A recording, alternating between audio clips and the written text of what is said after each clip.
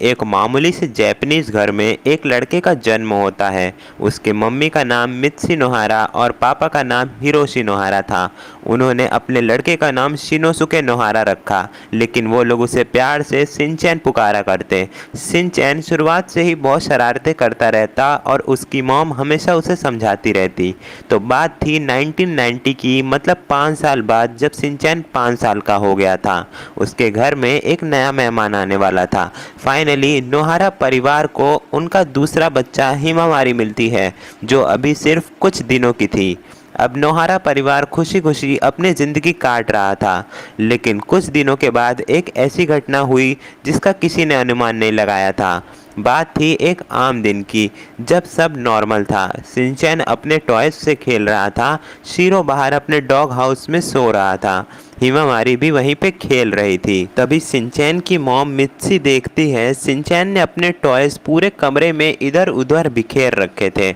मित्सी Shinchan को डांटती है और कहती है सिंचैन अपने टॉयज सही से अपने बॉक्स में रखा करो। सिंचैन कहता है मॉम, अगर आप मुझे एक चोको चिप्स का पैकेट और एक एक्शन कामेन दिलाओगे तो मैं अपने टॉयज हमेशा सही से रखा करूँगा। तभी मित्सी को याद आता है आज तो सुपरमार्केट में सेल लगी है और सारे सामान 50% ऑफ मिलेंगे। मित्सी कहती है चलो सिंचैन, हमें सुपरमार्केट जल्दी जाना होगा। सिंचैन, हिमावारी और मित्सी अपने घर को लॉक करके सुपरमार्केट पहुंच जाते हैं। वहां काफ़ी सारे डिस्काउंटेड सामान थे। मित्सी जल्दी जल्दी सारे डिस्काउंटेड आइटम्स लेने में बिजी रहती है और वहीं सिंचैन एक्शन कामेन टॉयज और चोको चिप्स देख रहा था, लेकिन किसी का ध्यान हिमावारी पे नहीं था। वो अपने बेबी कार्ट में बैठी तो थी, लेकिन वो बाहर ये देखती है एक आंटी के हाथ में डायमंड की रिंग थी। अब हिमावारी को शुरुआत से ही चमकती चीज़ें कुछ ज़्यादा ही पसंद थी।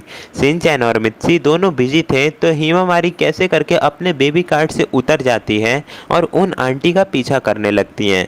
वो आंटी सुपरमार्केट से बाहर जा रही थी और हिमावारी भी उनके पीछे पीछे आती जा रही थी। वो आंटी बाहर रोड क्रॉस करने वाली होती हैं, पर अभी रेड सिग्नल था। तभी सिंचैन को ये दिखता है बेबी कार्ट तो खाली है। वो हिमावारी को ढूंढने लगता है। वो देखता है हिमावारी रोड साइड पे थी।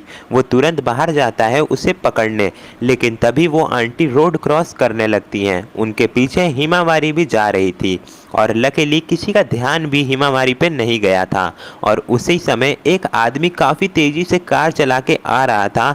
सिंचैन बस हिमावारी को उठाने जाता है रोड पर, लेकिन तभी वो आदमी इतनी तेज़ कार ले आ रहा था उससे ब्रेक भी नहीं लगता है और वहीं पर सिंचैन और हिमावारी को दोनों को टक्कर मार के वो चला जाता है। टक्कर मार के वो बदमाश आदमी तो भाग जाता है। तभी रोड पे बहुत शोर होने लगा था। सब लोग बचाने की जगह ये कह रहे थे ये दोनों किसके बच्चे हैं। मित्सी जो इतना बिजी थी शॉपिंग में, जब देखती है रोड पर बहुत भीड़ लगी थी तो मित्सी जाके देखती है तो मित्सी की रूह निकल जाती है, जैसे उसका दिल धड़कना बंद हो गया था। अपने दोनों बच्चों को इस हालत में देख मित्सी वहाँ फूट फूट कर रोने लगती है।